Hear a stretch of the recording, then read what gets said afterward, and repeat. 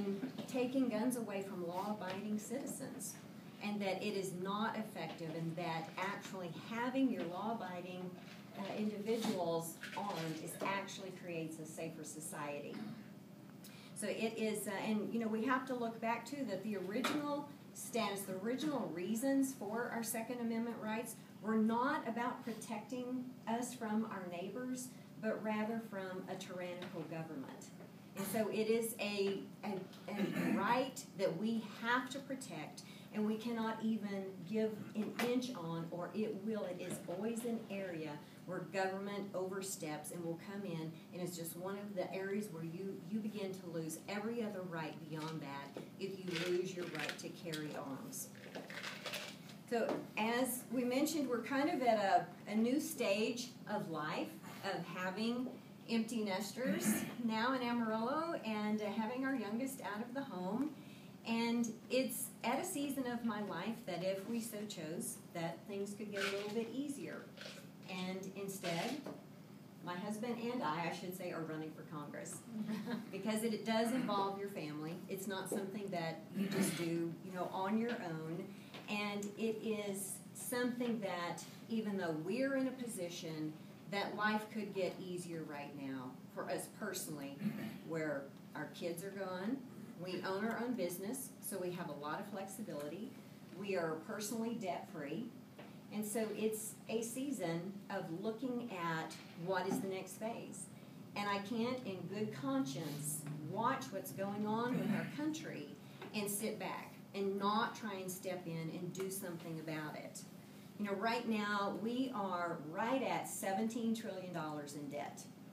And we do not seem in Washington to be able to gain control of that and realize that we cannot continue spending more than we make year after year and not be in a financial crisis.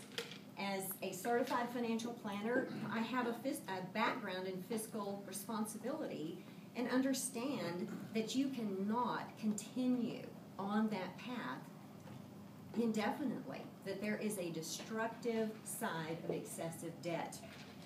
Right now, we have less than 20% of the people that are serving in Congress have any kind of finance, economic, or small business background, which is crazy to me, that they write the laws that affect every business owner, every consumer in the country, and yet so few of them have any background in understanding what the laws they write, how it will impact just the average business owners and just people who are, just trying to live their lives without a lot of government interference. And one of the things that we forget is that our economic growth, this country, we have seen just, in our history, the creation of wealth and economic growth in our country that was never seen before the United States was created. And we forget that there was a tie, that our economic growth was tied to our system of law. And that when you go back in our history, that we actually, most of our laws, we started with natural law, common law, which was an understanding that there was a higher authority than just man. And that higher authority had more wisdom and already had a set of rules for how to live your life. And that we just needed to get an agreement with that, find out what those were, be in agreement with that, and life would go well with you. And it actually created a system of law that had two bases to it. And I don't know if y'all know Richard Mayberry. I don't want to be taking credit for a lot of the things I'm saying. He is a gentleman, an economist, and an author that has done a lot of study in history on the combination of economics and law in our country and economic growth. And in his book, he mentions that natural law was based on fact, logic, and two fundamental laws.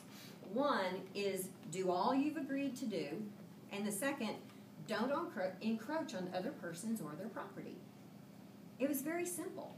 And those two laws, at the base of all of our court system, ushered in this incredible economic growth and creation of wealth, as I say, that the world had ever seen before.